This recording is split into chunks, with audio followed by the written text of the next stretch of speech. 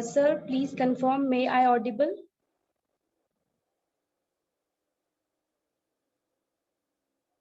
Hello, sir. Yes, yes, you are audible, very audible. Okay, sir. So, the science of today is the technology of tomorrow. Welcome, hello, namaste, sat sri akal to all of you. I hope you all are well and doing your best. So, now start with the event. Our honorable chief guest speaker of the day, Dr. Sarvesh Kumar, our principal sir, Dr. Rajiv Agarwal, our vice principal sir, Kamal Kumar Gupta, and respected all the teachers and convener of our Physical Science Society, Dr. Ajay Pratap Singh Gehlot, and the Physics Department co-convener, Dr. Vikram sir, and all my respected teachers and my dear friends. A very, very good afternoon to all of you.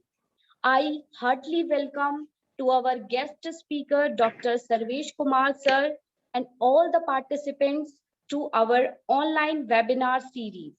And today I am super excited to have you all here and also excited about our today's lecture on the charge particle accelerators and introduction by our guest speaker. And I really also appreciate your interest in exploring the opportunities by joining these online sessions organized by our society, Physical Science Society Spectra. And I hope the discussion on the today's topic will be great and also very successful, because as we know, the charge particle in nowadays has become a part or topic of keen research. So this webinar will also guide us in the same direction. So before we proceed, let's fix some rules for this online session. Now, first turn off your mic and cam until and unless you are asked to on it. This is only to maintain the decorum and to avoid the unnecessary glitches. And also, if you have any question, then write them down in the chat box section and they will be answered in the last of our session, in question answer session. And by giving only this much share, you can help us to make this event more successful. And one other important information to all the participants, that at the end of this session, we will share the feedback form link, and by using that link, you can also download your e-certificate. So be ready and also stay connected with us till the end. So now for uh, proceed again, and I would like to call our respected Professor Dr. Ajay Pratap Singh Gehlot to address or welcome our guest of the day, guest speaker, Dr. Sarvesh Kumar. Now it's over to you, sir. Thank you, Komal. A very good afternoon to all. On behalf of Deshbandhu College Physics Department, I welcome all of you, especially our speaker of the day, Dr. Sarvesh Kumarji. On behalf of Physics Department faculty, I welcome you for delivering and sparing a time for a lecture on the topic particle accelerator. So, Dr. Sarvesh Kumar is PhD from Jawaharlal Nehru University in accelerator physics in the year 2016. He obtained his MSc from Kurukshetra University in 2004. Thereafter, he has joined as scientist at Inter University Accelerator Center, New Delhi. He is also working in plasma physics and is closely associated with ISRO, BARC, and IPR in various collaborational projects. He has worked on ECR ion source and studied plasma instabilities in these sources. So, without taking much time, I invite you, sir, please kindly deliver the lecture. धन्यवाद Ajay ji and professor Rajiv जी, आपने मुझे ने आमंत्रण दिया कि हम कुछ बच्चों को संबोधित कर सकें इस विषय में। यह लेक्चर चार्ज पार्टिकल एक्सेलरेटर से संबंधित है और बिल्कुल ही एलिमेंट्री है, तो सभी स्टूडेंट्स बहुत ही कंफर्टेबल फील कर सकते हैं कि इसमें बहुत आसान तरीके से आपको हम एक्सेलरेटर समझाने की कोशिश करेंगे। तो जैसे कि आपको स्लाइड्स विजिबल है, ये एक बड़ा सा टावर नजर आ रहा है, तो इसको हम पेलिट्रॉन एक्सेलरेटर्स के नाम से जानते हैं। और ये है, हमारे सेंटर का नाम है इंटर यूनिवर्सिटी एक्सेलरेटर सेंटर, और यह साउथ दिल्ली में लोकेटेड है। आपके दिल्ली में पास में ही कॉलेज के से कुछ ही दूरी पे आप यहाँ पे कभी भी विजिट कर सकते हैं और आकर इन सभी चीजों को साक्षात देख सकते हैं। तो आज का जैसे विषय है चार्ज पार्टिकल एक्सेलरेटर्स, तो हम धीरे धीरे समझने की कोशिश करेंगे कि पार्टिकल्स और चार्ज पार्टिकल्स और देन उनकी एक्सेलरेशंस का क्या मतलब होता है और हम इसको कैसे आसानी से समझ सकते हैं।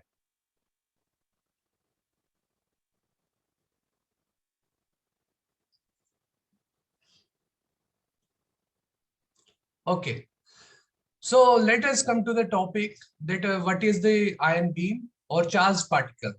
So it is just a collection of the like charges.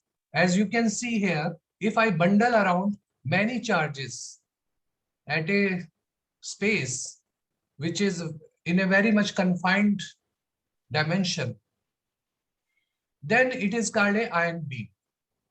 But as you know from the Coulomb's law, that these charges will not stay here. They will try to repel each other. So collection of like charges is called a ion beam, and when it has to be transported or it has to be controlled, we need lots of things. And the things which we need, I will explain one by one, and that's how we make the accelerators.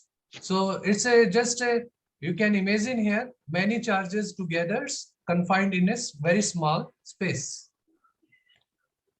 So from very simple physics formulas, if I try to know that what is the kinetic energy for a particle of velocity v and mass m, and let us, I take the particles as electrons, protons, carbon atom, carbon ion, argon ion, or gold ion. Then you just see for the electrons, it's a blue color, that very easily at a very low energy, they approaches to speed of light. But slowly, proton also approaches to speed of light. And as we go heavy in the mass, they try to approach speed of light at very, very high energies. So here I have plotted the velocity versus the kinetic energy. And now come to the second very simple relation, that let us suppose if you want to control these particles by means of magnetic fields, then simply, as you have read in your classes also, that their centripetal force should be equal to their Lorentz force due to the magnetic field. So if I plot again one relation, very simple relation, that mass versus velocity at a particular energy 500 MeV and their magnetic rigidity B rho, if you just convert this formula and you take B and rho on one side, then you will find that for heavier mass, you need high magnetic rigidity. So we will come to this point, that how to produce this magnetic rigidity and how to control these highly energetic particles. So why we are interested into the particle beams? Because as you go higher and higher energy, you must have heard something about the de Broglie wavelength. And if you just see, this de Broglie wavelength is inversely proportional to the energy of the particle, E. And on more practically, you can write in these units, practical units. And now you can say, higher the charged particle energy, lower is the wavelength. the wavelength of the particle or radiation by which we want to probe a matter. So if you see that for visible light, it is in the range of 400 to 700 nanometer approximately. And for X-rays, this is this much. But by particle accelerators, you can zoom more than 0.01 nanometer. So going up to angstrom scales nearly. So increasing the energy, that's why we want to increase the energy. We want to go more deeper and deeper into the matter and investigate the matter at the nuclear scales and furthermore onto the subnucleon structures, like you must have heard elementary particles and all. So that's the main motive behind the particle accelerators, that to have as much as lower wavelength to probe a matter. So just imagine you want to make a particle accelerators. So there should be something which can produce the ions. So at the start of the particle accelerator, there is a ion source. And from ion source, you take out the like charges. For example, I take out the positive charges out of the ion source, then I have to deliver it to the target. So, but as in my first slides, these ions are not going to be confined into this beam pipe. They will repel each other. And this is called Coulomb repulsion. So you definitely need some electromagnetic fields. So electromagnetic fields can be produced by many types of components. Like I will tell you later on, there are dipole magnets, quadrupole magnets, many things around the beam pipe which control the particle trajectory and try to move them along the central line of the beam pipe. So this is just a schematic that what a person thinks when you are introduced about the particle accelerators. So particles you have to produce and then accelerate. Those are called particle accelerators. The talk is very elementary, and let me tell you, I have prepared specially these slides for the very beginner BSc students, and you should be able to understand these slides in a very nearly 100% manner. So just imagine the ion source. From the ion source, definitely you make some plasma inside the ion source by any means, let us say, by electric discharge, by RF discharge, or by any other means. So, or you can say thermal discharge. So the ions and the electrons will be inside the ion source once they are energized and ionized. And then you apply some electric field to the ion source and take out the particles in the form of beam. So like charges, like positive charge particles, you can take out by applying the suitable electric field. And by applying this electric field using the voltage V, the energy of the particle will be Q times V. So let us suppose I applied a 200 kilovolt potential and the charge state is 1. So the energy of the particle will be 200 keV. That's how we define the extraction of the ion source. We extract the beam from the ion source and take it in the form of the positive charges. We reject the electrons and the positive charges come out because we apply a suitable potential which only facilitate the positive charges to come out from the ion source. तो आगे बढ़ते हैं. अब आपने एक बार beam निकाल लिया, let us suppose these are positively charged particles. अब आपको बीम लाइन आपको पूरी बिछानी है, बीम लाइन आपको पूरी लेआउट करनी है, तो उसमें आपको क्या क्या करना पड़ सकता है. एक तो हो सकता है कि हमारा एक्सेलरेटर्स बिल्कुल लीनियर हो, that is called linac, linear accelerators. But हमें एक्सेलरेटर्स में तरह तरह के पाथ्स को फॉलो करना पड़ता है due to some geometrical constraints and some other requirements. So let us suppose मैं beam को 90 degree bend करना चाहता हूँ.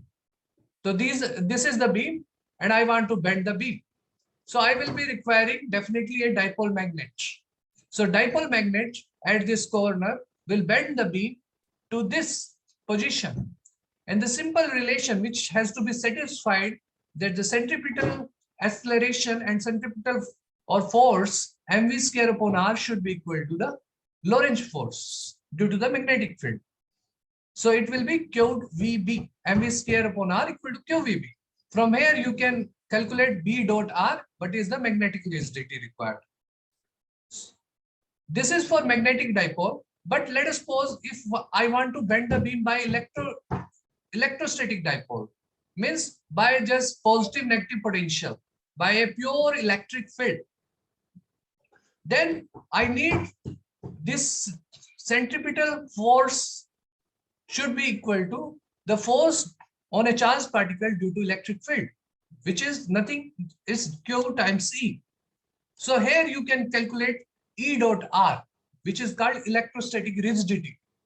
So you will find that the magnetic rigidity and the electrostatic rigidity for a particular charged particle whose mass is m, velocity is v, and the bending radius by which the ions or the charged particle gets bent is the r, and the charge state is q and velocity is v, and E is the electric field here. So let us come to the next point. Now, the light charges, when you transport along the beam pipe, what are the many activities you can do to them? They will not be holding together until and unless you are under some electromagnetic fields. So the light charges along the z direction, let us suppose this is the z direction. If I try to squeeze them to lesser dimension, this is called beam bunching. And in the later slides, you will be knowing how to do it using what kind of components. And the light charges also, you need to focus them in the x and y direction.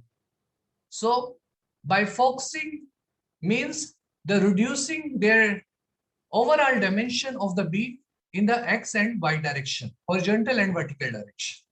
So let us see how to do it. And also, if I don't give any electromagnetic field, I just let them to drift, then the beam which was of lesser size here will become a broader beam. Or you can understand, let us suppose this is the beam size in the horizontal direction. It will be elongated after going through a drift L. How much? The initial size plus L times the beam divergence. I will introduce you that what is the real meaning of this beam divergence. Means by what angle the particles are coming out from the ion source. That is called the beam divergence. It is normally of the order of millirad. And you can just imagine how much, what is 1 rad, and then you just imagine how much lower will be the millirad if you convert it into the degrees. The same thing happen into the vertical direction. Also in vertical direction, the beam size becomes longer after going through a drift L. So that's why you need electromagnetic fields. Otherwise, beam just get lost into the beam pipe. Okay, we are also saying that it is a particle accelerator. So by some means, you have to increase the velocity of the particle from, let us say, V1 to V2, so that the V2 is greater than V1. So you need definitely some acceleration.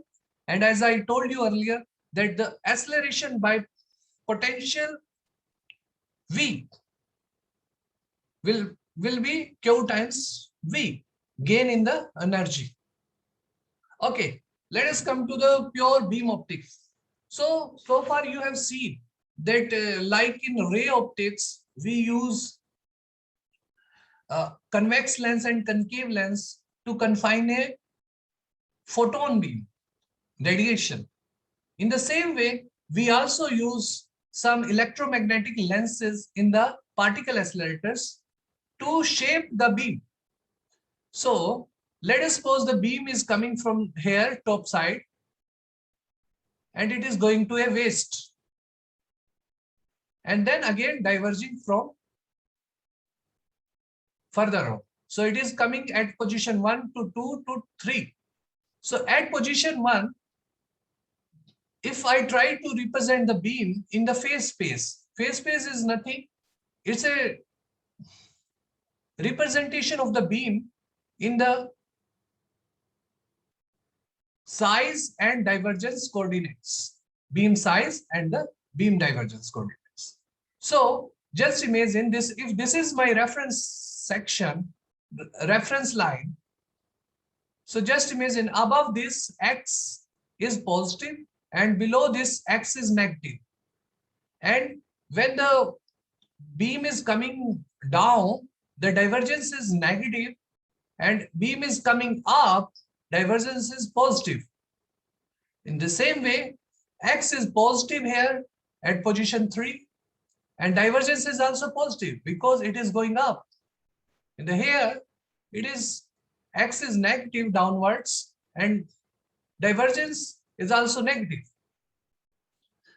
You have to see the angle with respect to reference section. How does it making the positive angle or the negative angle?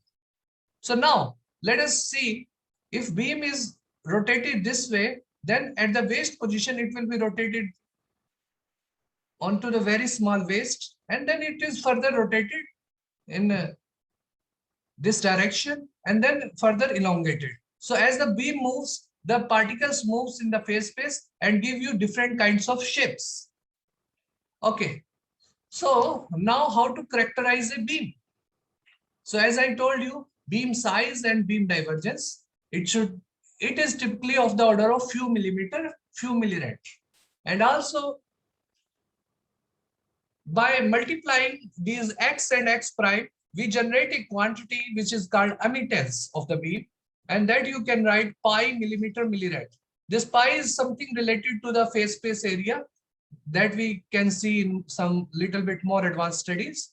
And this degree kV, this is the long x and y direction, this is called transverse emittance, and in the z direction it is called the longitudinal emittance. The longitudinal emittance little bit more advanced, like it has to be how much spread in the energy and how much spread in the time. That way I will introduce you. The beam is also having some mass and charge in AMU and numbers, magnetic resistivity, initial energy, what is the ion type, what is the beam current, what is the energy spread, and what is the phase spread. That's how you define a beam. Means wherever you go, whatever accelerators you study, you have to define a beam property first coming out from the ion source. Then accordingly, based upon those properties, you can design the particle accelerator. So the first component which I am going to describe you, a magnetic quadrupole. You just see that we have to focus a beam. So focusing a beam means you have to reduce the dimension of the beam both in the x and y direction. So let us see, these are the 4 poles: north pole, south pole, north pole, south pole, and I am having the coil around it. So there will be a magnetic field generated at the center, which will try to focus the beam and defocus the beam. So a magnetic quadrupole is something like which generates a magnetic field that is focusing in one direction and defocusing in another direction. So let us see this figure here. So it is focusing, let us say it is convex lens in one direction, concave lens in other direction. So the beam get focused here, but at the same time it gets defocused also. So just imagine you have cut down the beam in x and y plane. So in y it is defocusing, x is focusing. Now the second one is opposite. Let us say we use this quadrupole in the form of a triplet. So this is one quadrupole, second quadrupole, and third quadrupole. So the second quadrupole will be opposite in polarity. So what it will do, it is a defocusing. So the beam was coming this way, but it gets defocused. And also here, beam was coming diverging, but this is a focusing, so it gets focused. And now at the last, this was focused beam. Due to this defocusing lens in this plane, it gets defocused. And here it gets focused.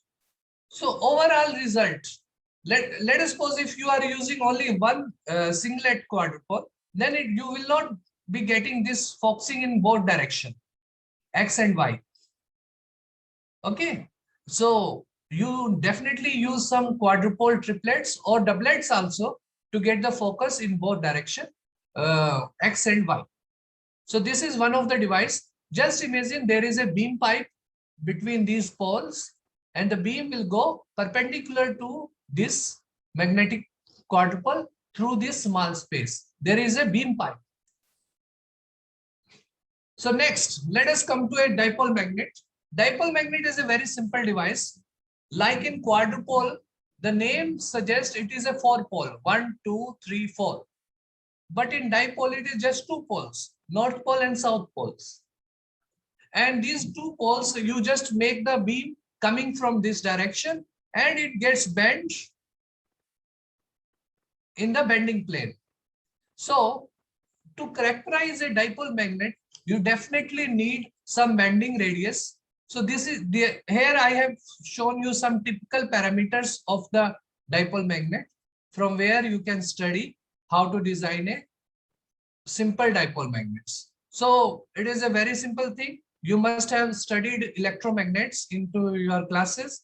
So you just have to wrap a coil around the pole, and you will get some north pole and south pole, and the pole gap between them will be used to put a beam pipe, and through that beam pipe you can bend a beam. And also using a Vian filter, you can also do the same thing, that you can analyze the beam. And the Vian filter principle is something little bit different.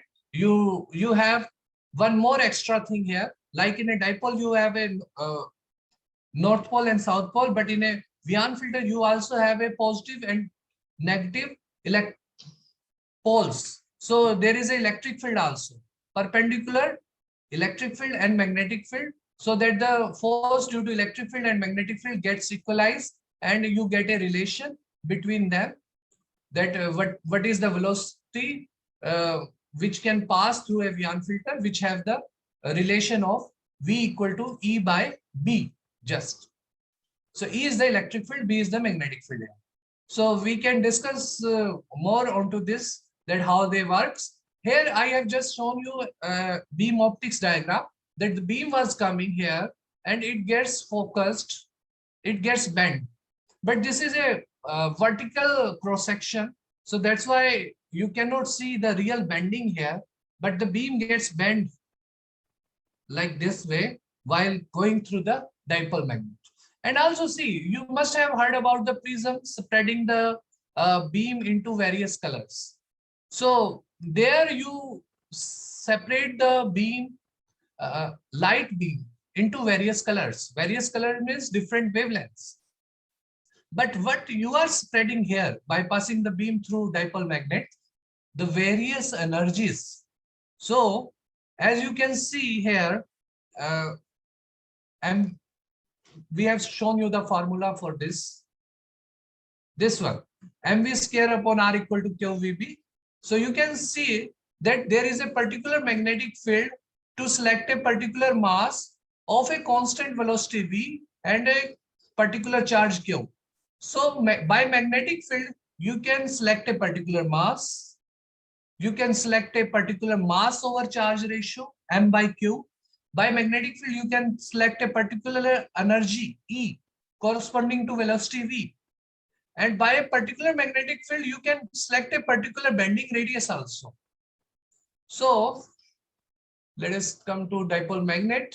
So if the particles having some energy spread delta E, then you can spread it into different position while after passing through the dipole magnet. So like a prism separates all the light into different wavelengths. So dipole magnet also separates all the particles into different energies. So let us come to next slide. So this is nothing, just at the 3 points. If I pass through a xenon beam, then I can separate the different isotopes. So you can see the peaks here, different peaks from just this.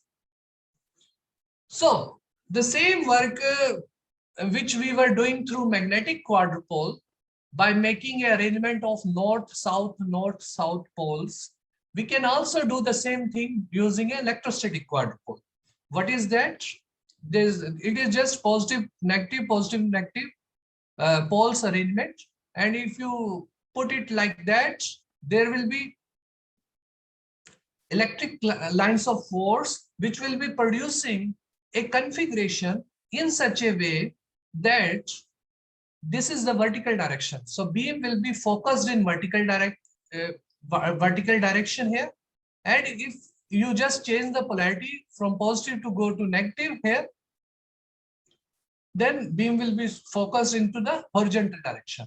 The same thing was happening in the magnetic quadrupole. If you just change the polarity north-south to south-north, then you also do the same thing. Vertical focusing, horizontal defocussing, vertical defocussing, horizontally focusing.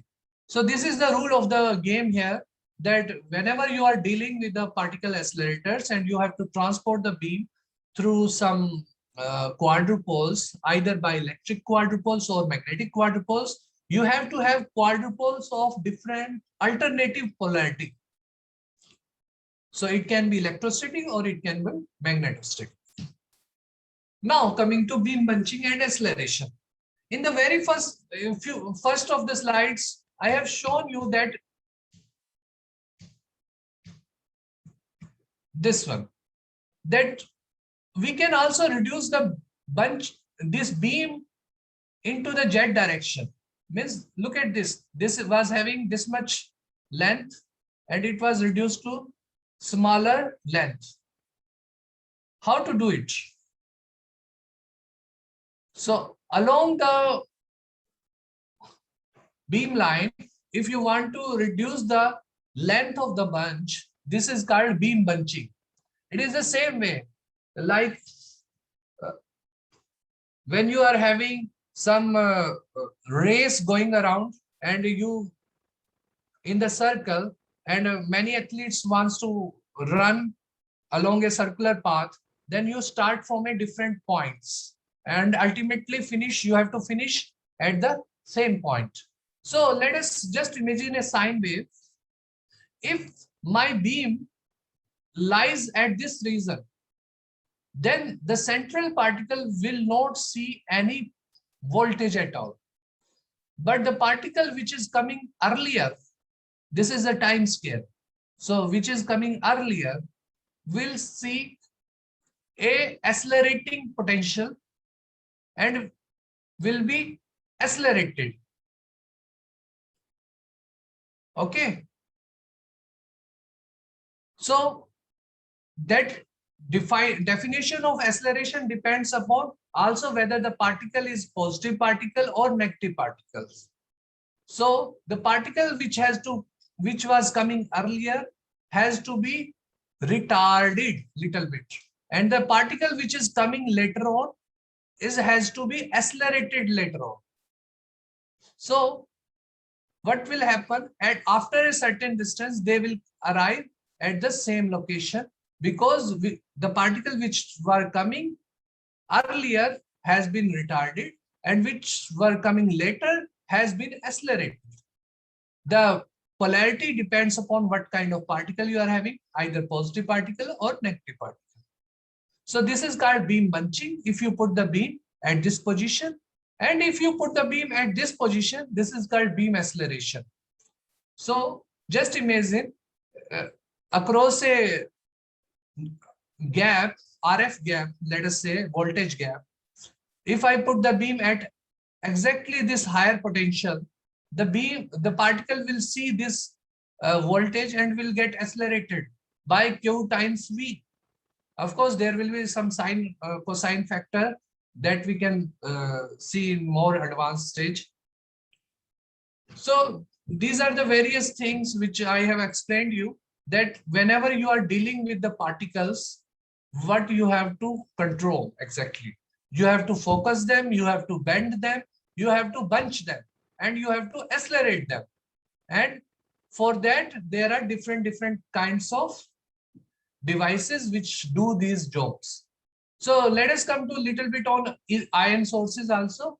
What are these ion sources? So the plasma gets produced at the center of the ion source, and by some means, I am giving you example of electron cyclotron resonance ion source. So as you know, the electrons under the effect of the magnetic field will gyrate, and that gyration frequency has to match with the frequency which apply for some discharge. Let us say RF discharge here. So if you apply a frequency using this relation, and you produce a magnetic field B by using these magnets, then there will be a resonance, and the RF energy will be used to produce the plasma or in a gas. Let us suppose we are feeding some gas, and we are feeding through some RF window, some RF power. The beam will come out from this side whenever there will be a resonance between the applied RF power and the gyration frequency of the electrons. So the power will ionize, the power which goes into the plasma will ionize the ions into higher charge state, and beam will come out from this direction. So there are many things. Ion source to produce ions. Acceleration के लिए आप Q times V using electrostatic tubes. Bending के लिए आपको dipole magnet चाहिए है. There is something also called steerer magnets. You use for steering, and quadrupoles for focusing. And there is a Faraday cup to measure the beam current. So just imagine that when the beam comes out here, you have to measure the beam current. So to measure the beam current, you let it to fall onto a copper plate, and just you read out the equivalent electronic charge produced at the copper plate. So that is called a Faraday cup. And by that means you know that how much beam has been come out in numbers. So the lecture is very, very elementary, and I am going to finish by the one of the facility introduction at the IUAC, which is called a Pelletron accelerator. So just imagine the tower which I have shown you in the very first slide. At the top side, there is a SNICS ion source. The ion source is called source of negative ion using cesium sputtering. And from that source, we take out the negative ions and we analyze them using a dipole magnet. So the same relation, mv square upon r equal to qvb.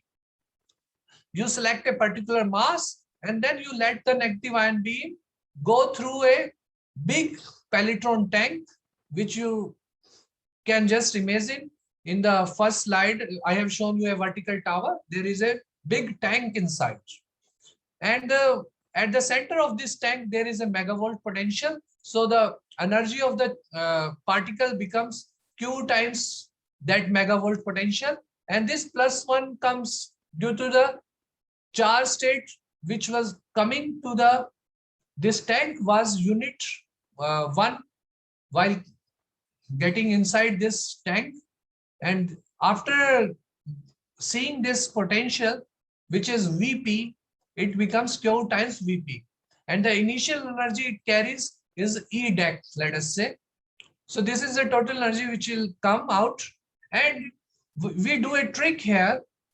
We put a foil stripper. When it goes to here, it goes to a few MeVs, like 10 to 12 MeVs, and it falls on a foil stripper. Foil stripper is what? Just imagine I am having many bags onto my shoulders and I ram into a crowd. When I come out of the crowd, I will lost many of my bags. So it is the same thing. Ion beam is having many electrons. it is having even one more electron because it is one unit negative ion beam.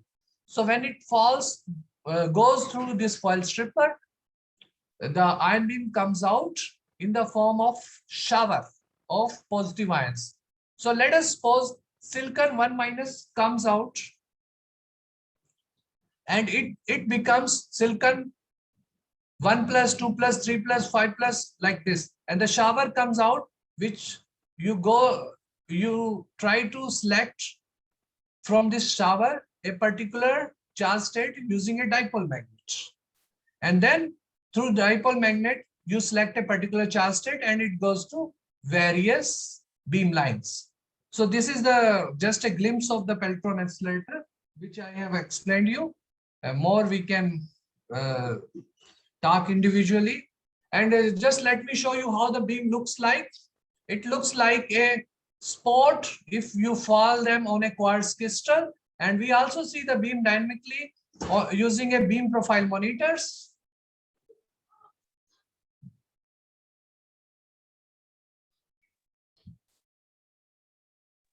And you can see here this beam profiles in a y. This is the beam dimension in y direction, and this is beam dimension in the x direction.